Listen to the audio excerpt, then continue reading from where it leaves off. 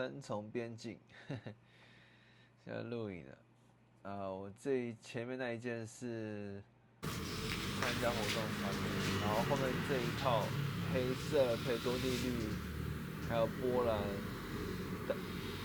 战术背心的是准备下场的装备。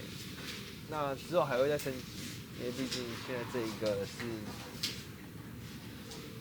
跟好兄弟出去要穿的，对，因为它也是多利绿。那我现在想要买的可能就是我之前穿过的，所以我想说买一个不一样的，蛮好看的，而且颜色看起来也蛮实用的。对，我现在就是展示一下它在丛林里面大概是什么样的状态。只是因为不是现场是合成的，所以可能没有那么的真实，然后效果不是说可以展现出最好的状态，但是至少还是看得懂。对，大概就是如果合成来看的话是这个样子。近看，看，好好笑，对啊。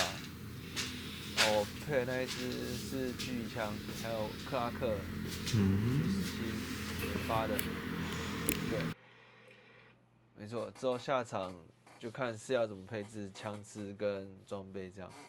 好了，先讲到这边啊。